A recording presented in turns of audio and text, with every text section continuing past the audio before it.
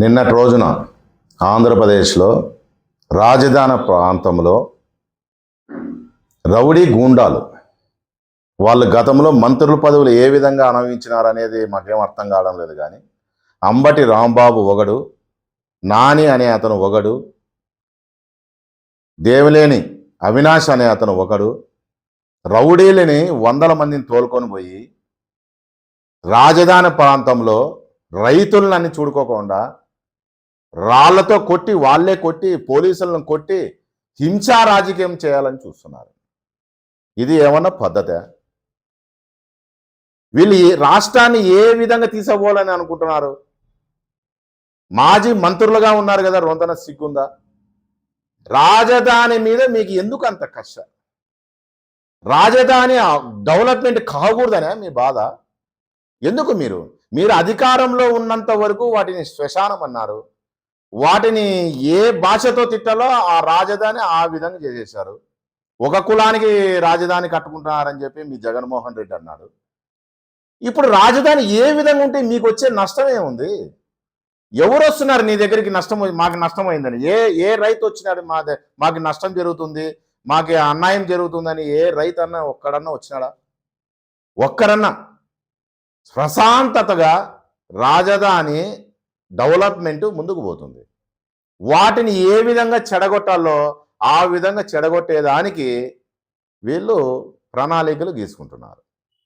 ఎందుకంటే పరిశ్రమలు వస్తున్నాయి, అనేకమైన పరిశ్రమలు వస్తున్నాయి, 5 స్టార్ హోటల్స్ వస్తున్నాయి, హాస్పిటల్స్ కడుతున్నారు, ఇంటర్నేషనల్ స్కూల్స్ వస్తున్నాయి, కేంద్రానికి సంబంధించిన సంస్థలు కూడా అక్కడ భూమి తీసుకొని కడుతున్నారు. ఈ విధంగా అనేక విధానంగా డెవలప్మెంట్ అవుతుంది. 2 ఏళ్లలోనే బ్రహ్మాండమైన డెవలప్మెంట్ అలా జరుగుతుంది. వాటిని గబ్బులేపినీకి గతంలో ఇష్టం వచ్చేట్టు చేశారు.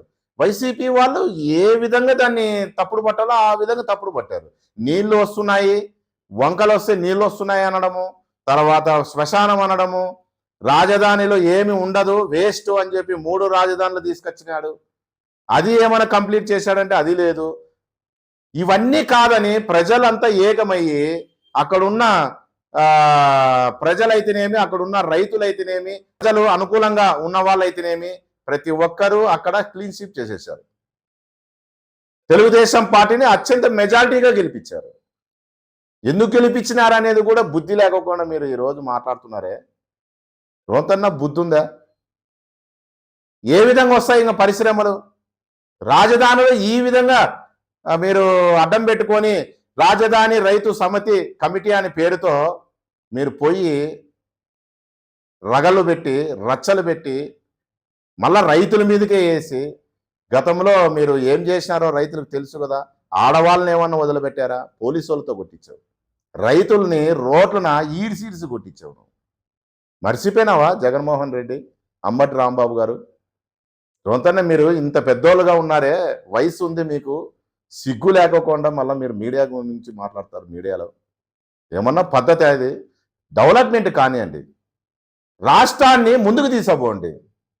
రాష్ట్రాన్ని అట్టడుగున తొక్కేసి ఈరోజు 2 ఏళ్లలోనే అనేకమైన పరిశ్రమలు తీసుకొచ్చి ముందుకు పోతుంటే మీరు ఇలాంటి గొడవలన్నీ సృష్టించి, ఈ విధంగా సృష్టించి వచ్చేటివి కూడా రాకోకుండా చేయాలని ఒక ప్రణాళికతో మీరు ముందుకు పోతున్నారని ప్రజలకు అర్థమైంది, అక్కడున్న రైతులకు కూడా అర్థమైపోతుంది.